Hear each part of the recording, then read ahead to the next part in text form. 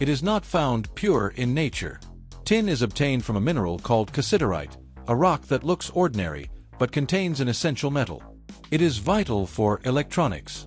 It is used in solder to join electrical components. Your cell phone and computer depend on it. It is obtained with extreme heat. To extract it, cassiterite is heated to over 1,000 degrees Celsius in special furnaces, separating the metal from oxygen. It doesn't rust easily. Unlike iron, tin resists corrosion. That's why it protects canned foods and exposed metals. It is soft and malleable. You can bend it with your hands, making it ideal for precision work like jewelry or circuits. It makes a sound when bent. The tin cry is a unique crackling sound it emits when its internal structure breaks. Latin America leads its production.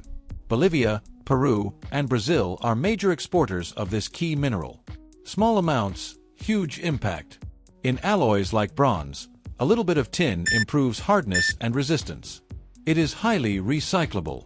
Almost all tin can be reused, making it a sustainable and environmentally friendly metal. It has over 5,000 years of history.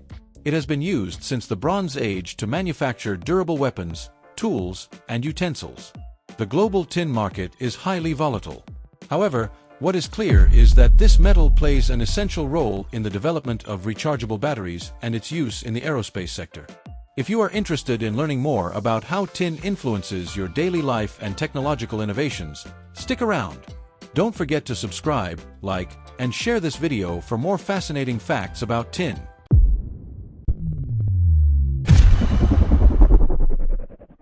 Step 1. Exploration and localization of deposits. The exploration and localization of tin deposits is the crucial first step in the metal extraction process.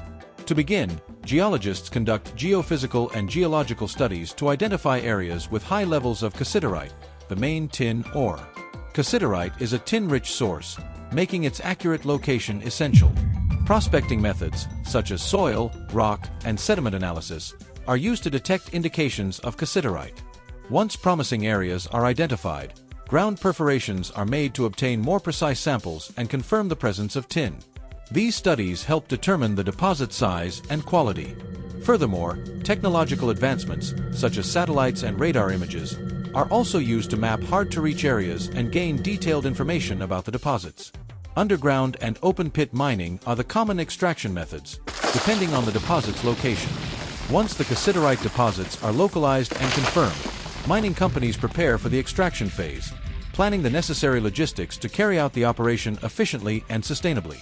Without proper exploration, the process of obtaining tin would not be viable. Step 2. Extraction of the ore, cassiterite. The extraction of tin ore, mainly in the form of cassiterite, is the next step in the metal acquisition process. This phase begins with the excavation of the previously located deposits. There are two main methods for extracting cassiterite: open-pit mining and underground mining.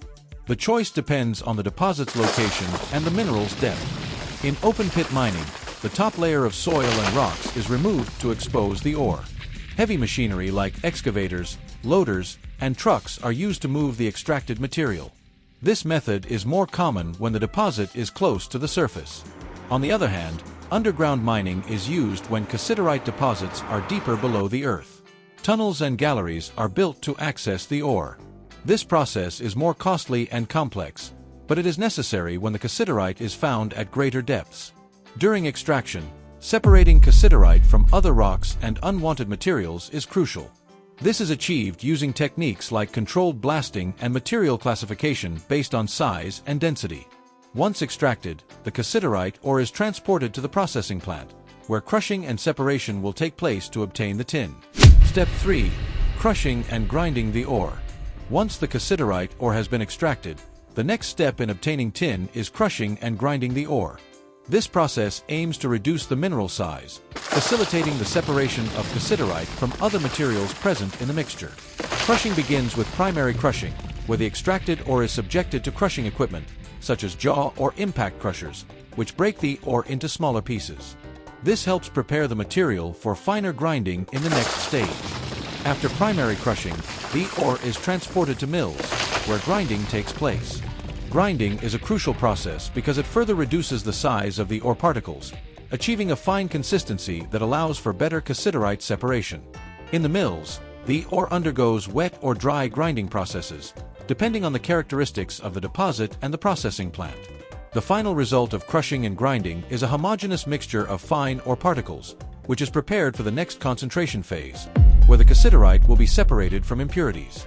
This step is essential to ensure the extraction process is efficient and the tin is obtained with the highest possible purity. Step 4. Mineral concentration. Mineral concentration is an essential step in obtaining tin, as it separates cassiterite from other materials and concentrates the valuable ore before smelting. This process utilizes different physical and chemical techniques to increase the tin concentration in the extracted material. In most cases, concentration is done using methods like gravity, as cassiterite is denser than the surrounding rocks and minerals. One of the most common methods is the shaking table or concentration tables, which take advantage of differences in material density. The crushed ore is placed on a vibrating surface where water flows, helping separate the heavier particles, cassiterite, from the lighter ones. Another method used is the flotation process, where chemicals are added to the crushed ore, allowing the cassiterite particles to adhere to air bubbles and float to the surface, while unwanted materials sink. Concentration may also include the use of magnetic separators, if necessary, depending on the ore's composition. Once the concentrated cassiterite is separated, a mineral with a higher proportion of tin is obtained, ready for the next smelting and refining phase. Step 5. Smelting to obtain crude tin. Once the concentrated cassiterite ore has been processed, the next step is smelting, where tin is obtained in its crudest form, known as crude tin. This process involves applying high temperatures to melt the ore and separate the tin from the remaining impurities. Smelting begins in a specialized furnace, where the concentrated cassiterite ore is mixed with flux materials, such as lime and carbon, which help reduce impurities and facilitate separation.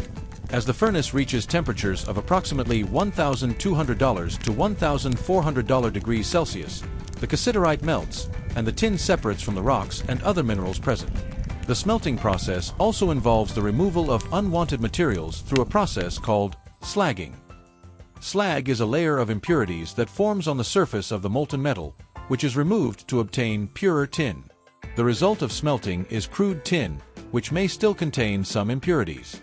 This crude tin can be used in industrial applications, but it usually undergoes an additional refining process to achieve higher purity before being used in the manufacture of solders, coatings, and alloys. Step 6. Refining to obtain pure tin. Refining is a crucial step in high-quality tin production, as it eliminates the remaining impurities from the crude tin obtained in smelting. The goal of this process is to get the purest tin possible, suitable for specific applications like solders, coatings, and alloys. Various refining methods exist, one of the most common being the electro-refining process. In this process, crude tin is subjected to an electrolytic bath in a solution of acid and tin salts. By applying an electric current, the crude tin acts as the anode, and pure tin is deposited on the cathode. Impurities, meanwhile, remain in the bath or form a sludge that is removed. Another process used is heat refining, where crude tin is mixed with certain reagents in high-temperature furnaces, helping to eliminate impurities like copper, bismuth, and other metals. The slag generated in this process is separated from the pure metal, leaving refined tin. The final result of refining is high-purity tin, which can be used in a variety of industrial and commercial applications, such as in the manufacturing of alloys, anti-corrosive coatings, and in the electronics industry, where high-quality metal is required. Step 7. Manufacturing final products. Once the tin has been refined and obtained in its pure form, the next step is its transformation into final products. At this point, the tin is ready to be used in various industries and applications, such as in the manufacturing of solders, coatings, and alloys.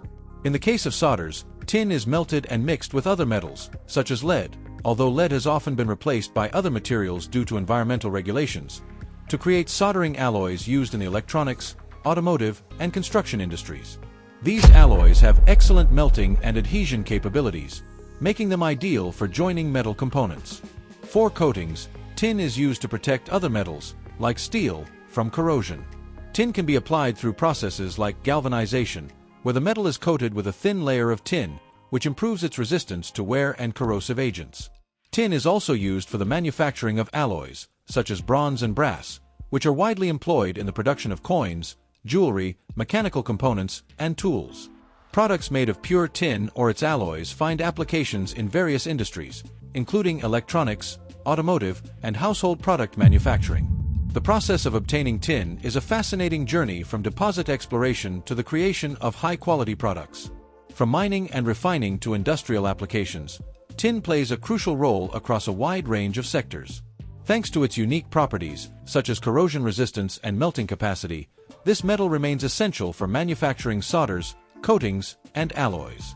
If you were surprised by the impact of tin on our lives, don't forget to like, subscribe, and share this video to keep exploring the fascinating world of metals.